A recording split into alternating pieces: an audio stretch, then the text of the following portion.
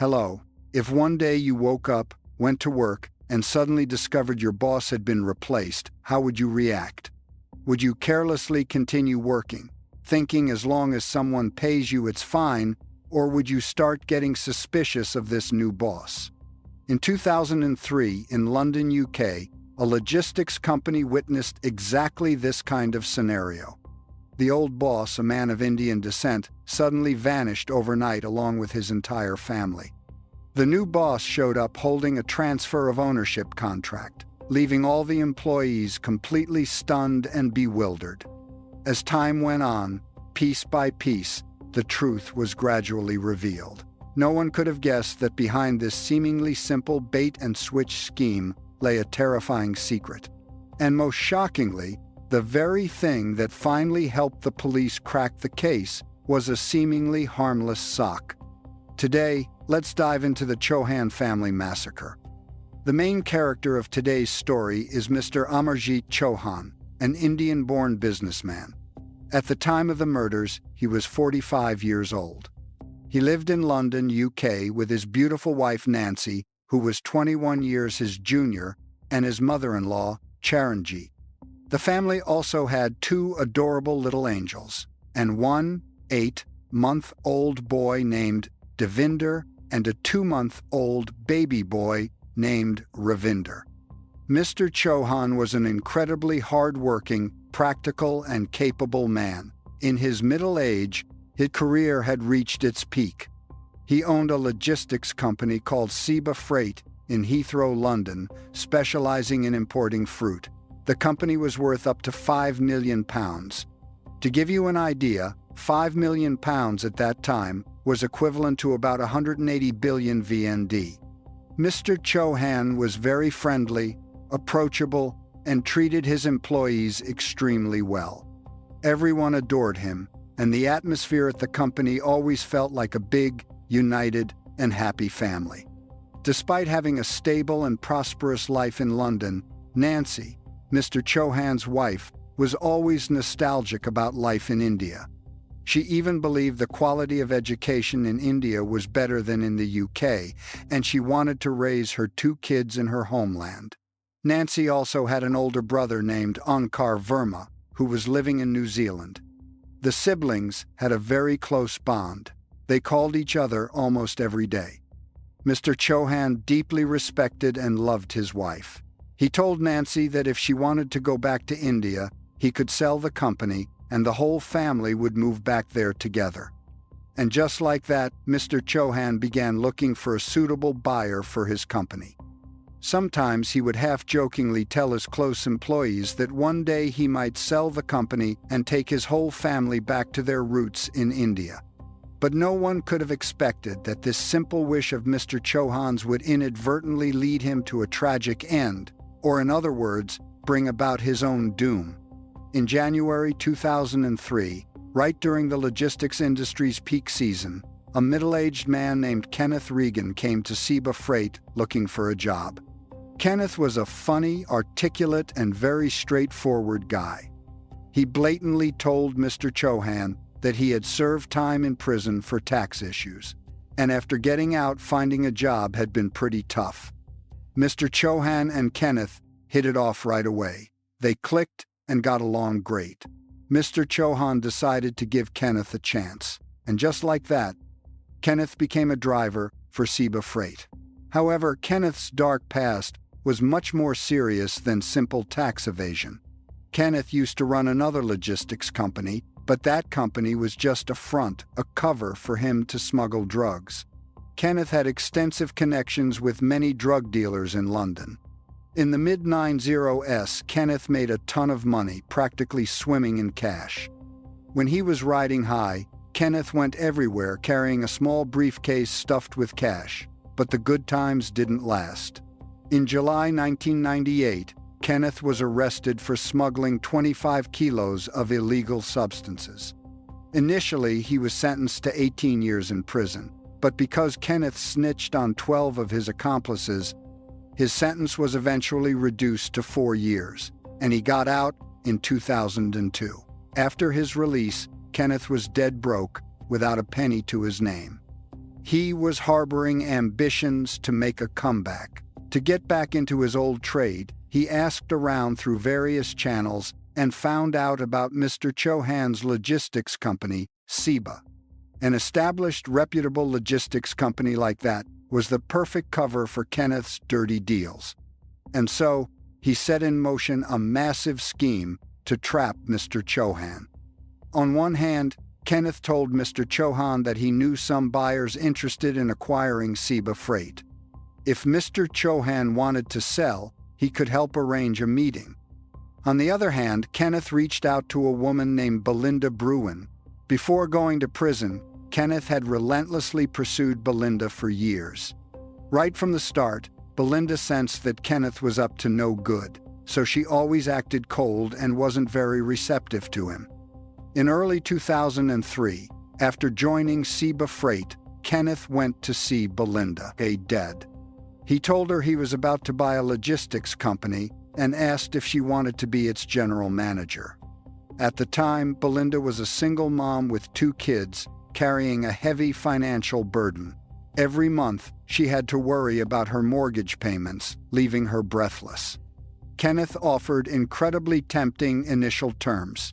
She only needed to work 2 days a week for an annual salary of £70,000. Equivalent to about 2.5 billion VND, Belinda couldn't find a single reason to turn Kenneth down. But at the same time, she felt it was weird. She wondered why, having zero experience managing a logistics company, Kenneth would come to her. Kenneth approached Belinda partly because he wanted to rekindle their old romance. On the other hand, Belinda owned a fairly large estate in rural Devon, not too far from London. And this estate was a crucial part of Kenneth's overall plan. On the 13th of February 2003, the day before Valentine's Day, Mr. Chohan told his staff that he was going to meet a very important buyer that afternoon. If things went smoothly, the company would soon be sold, and the buyer was the one Kenneth had introduced. This was also the last time his employees ever saw Mr. Chohan. On Monday morning, February 17, when the employees of Seba Freight arrived at work, everyone was completely dumbfounded. Kenneth held the company's transfer contract and declared that he was now the big boss. Mr. Chohan had sold the company to him in black and white. At the same time, Kenneth introduced Belinda to everyone, saying she would be the general manager responsible for running all operations. Even though the staff were mentally prepared that the company would be sold sooner or later, no one expected the new boss to be the company's driver, Kenneth. What shocked everyone even more was that Mr. Chohan, who was always so sociable with everyone, they couldn't understand why he would just leave without a proper goodbye. Tuesday, February 18, was Belinda's first day of work. Logically, she should have stayed at the company all day as Kenneth instructed to get familiar with the job. But by the afternoon, Belinda wasn't feeling well, so she drove home. However, as soon as she arrived at the gate of her estate, she saw 2 large men with shovels and digging tools completely tearing up her yard. These 2 men were William Hornsey and Peter Reese. Both were close associates of Kenneth. William and Peter claimed Kenneth had sent them to improve the drainage system for Belinda's estate by digging a new drainage ditch for her. Although she felt Kenneth meant well, Belinda still felt uneasy about it. She knew this estate was her private property. Without her permission, no one was allowed to just wander in, let alone start digging up the ground. But since Kenneth was now her big boss, Belinda just had to swallow her anger. However, what she couldn't have imagined was that beneath this so-called drainage system lay a terrifying secret. At this point, Kenneth had acquired the logistics company according to his plan. Belinda, the woman he had tirelessly pursued, had also become his subordinate. It seemed all his dreams had come true. However, there are no secrets that time does not reveal. Kenneth's crimes were gradually coming to light. In another corner of the world, far away in New Zealand, Nancy's brother, Onkar, hadn't been able to reach his sister for a long time.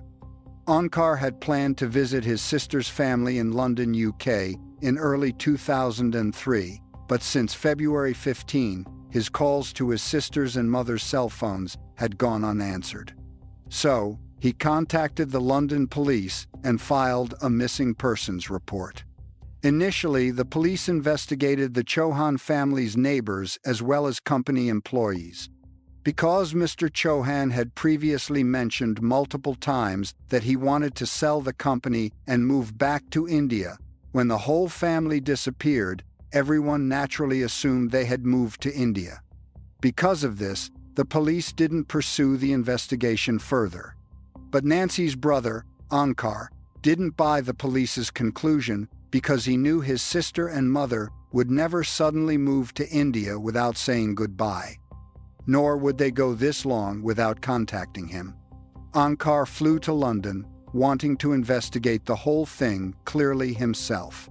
When he stepped into his sister's house, he became even more certain of his suspicions. Something had definitely happened to his sister's family. Inside the house, his two nephews' toys were still piled up. Food in the kitchen had gotten moldy. The state of the house didn't look like a family preparing to move at all. It looked like the Chohans had suddenly vanished. More importantly, Onkar found his mother's prayer book in the house. His mother was a very devout religious believer who never went anywhere without her prayer book.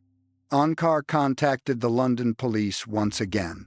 This time, the police realized something might have actually happened, and their prime suspect was Kenneth, the new boss of the company, who was also the last person to see Mr. Chohan. The police brought Kenneth in for questioning. Kenneth produced the company transfer contract, claiming all procedures were legal, and as for where the Chohan family was, he had no idea. Obviously, the police were highly skeptical of his statement. Through cell phone tower pings, they discovered that on February 12th, Mr. Chohan and Kenneth had met in Salisbury, southwest of London. After that, their phone locations were consistently together. After leaving Salisbury, the two moved to several other locations. And the final location where Mr. Chohan's cell phone signal vanished was none other than Belinda's estate. The new top manager of Seba Freight, located in Devon. The police quickly contacted Belinda, saying they wanted to come check out her estate. By this time, Kenneth also realized that the police might take further action. So he pulled a classic diversion tactic. Just as the police were about to head to Belinda's estate, they received a phone call from none other than William Hornsey, Kenneth's accomplice. William told the police that he knew where the Chohan family was. They were still in the UK because the Chohans were in a bit of trouble and were hiding out. William added that he was going to secretly meet the Chohan family in Newport in 2 days, and he would send the police the address then. The police could also go to the agreed location. After hanging up, the police informed Belinda that they might not need to visit her estate anymore because the Chohan family had likely been found. Meanwhile, the police dispatched officers to Newport. On the flip side, Kenneth and another accomplice, Peter Rees, quickly went to Belinda's estate and continued digging. At the same time, they sent Belinda and her 2 kids away somewhere else. When the police arrived in Newport, naturally, there was no sign of the Chohan family. That's when they realized they had probably been played. By the time they returned to Belinda's estate, the police realized they were too late. Belinda told the police that Kenneth had just left with his men. They said they had reinstalled the drainage system and once again dug up the whole yard. Despite knowing they were late, the police also realized that a secret must have been buried under the dirt of this yard. They decided to dig 3 feet deep into the ground to uncover the truth. Unfortunately, however, after 5 days of digging all over Belinda's estate, they still couldn't find the remains of the Chohan family.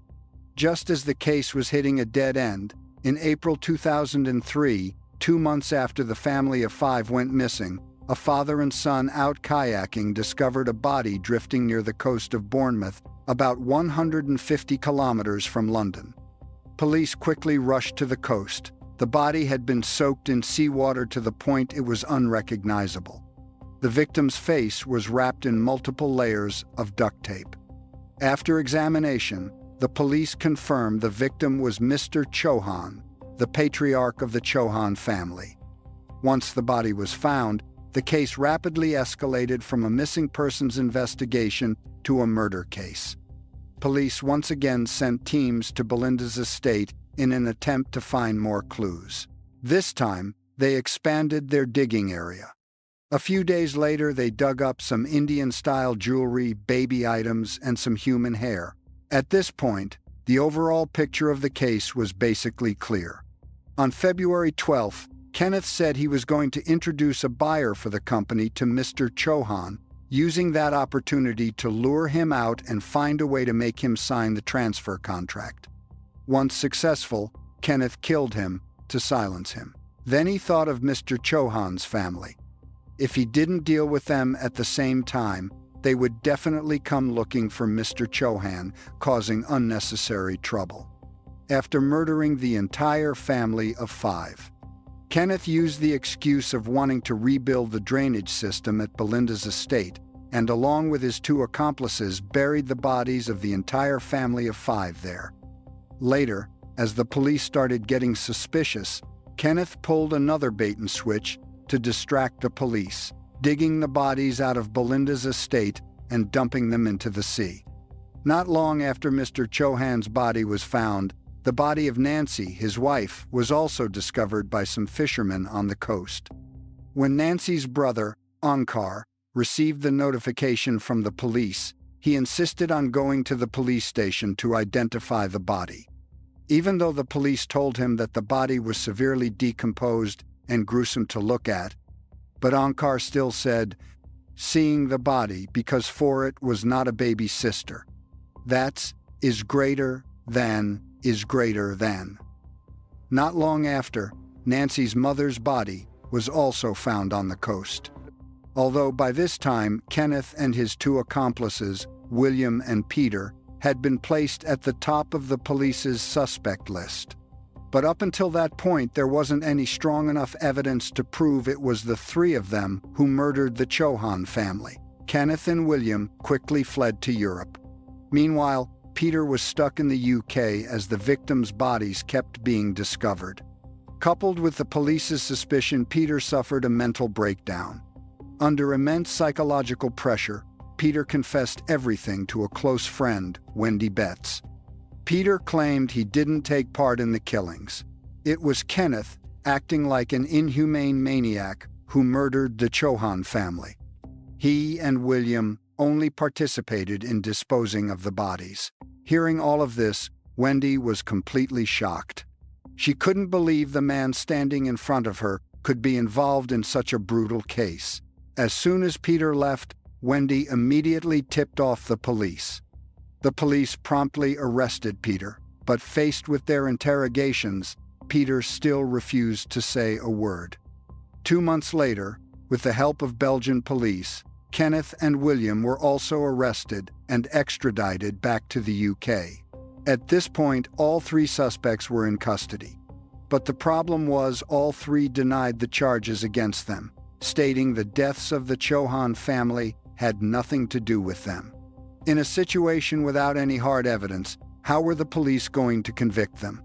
In April 2005, the Chohan family massacre went to trial. Police submitted cell phone tower ping data tracking victim Chohan and suspects Kenneth, William, and Peter at the time of the murders in 2003. Based on the data, on the 12th of February 2003, the 3 suspects and victim Chohan met in Salisbury, southwest of London. After that, they all went to Kenneth's house in the London suburb of Bromley. Police theorized that this was likely the initial crime scene. However, sadly, when the police followed the leads to Kenneth's house, they found everything had been scrubbed completely clean. The inside of the house had just been renovated, and all the furniture replaced.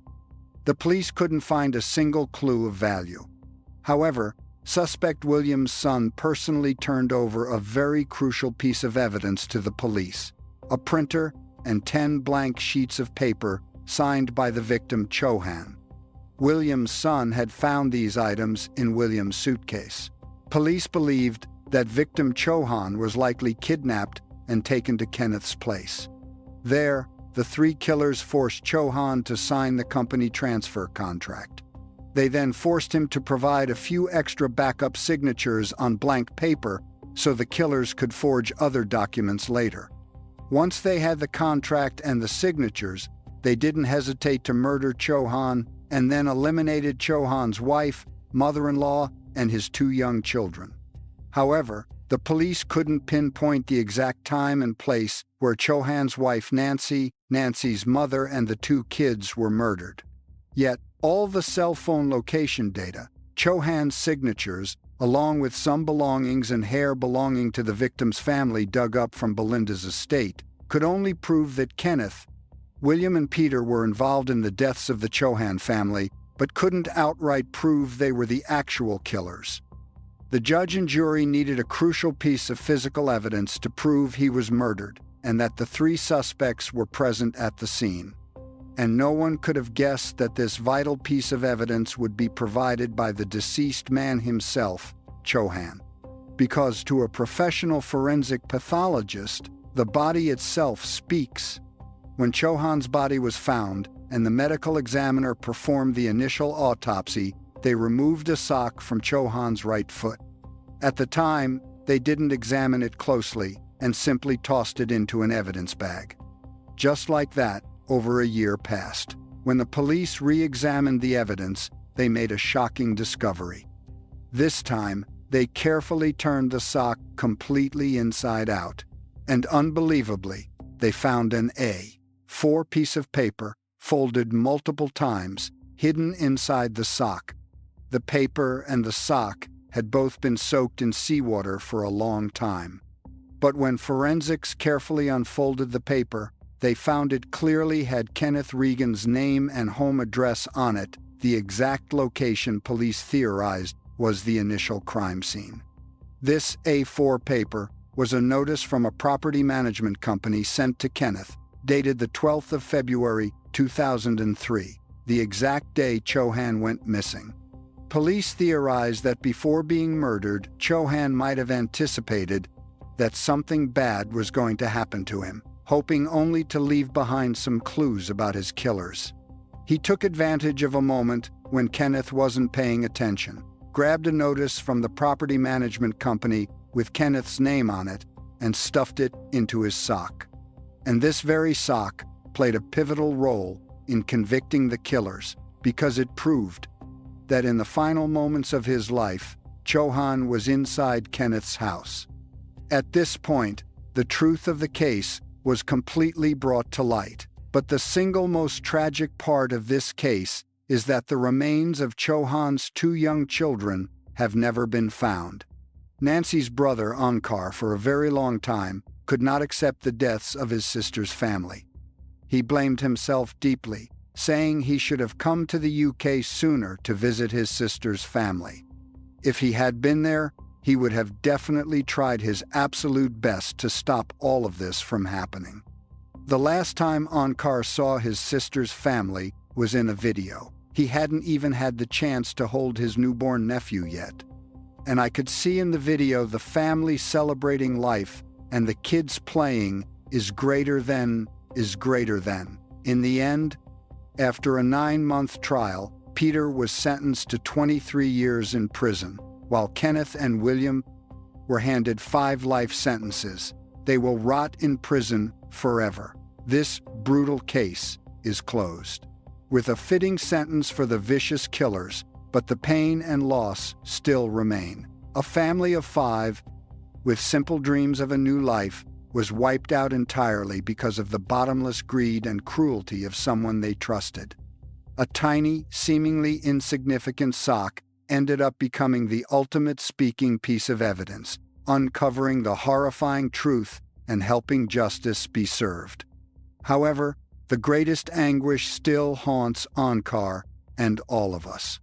When the 2 little angels, Devinder and Ravinder, just 18 months and 2 months old, are forever unfound. The truth about their final resting place remains a mystery, an unfillable void in this heartbreaking story. This serves as a chilling reminder of the dark corners hidden deep within society, and how even a seemingly perfect criminal scheme ultimately cannot conceal the truth. Today's video ends here, and I will see you guys in the next videos. Bye.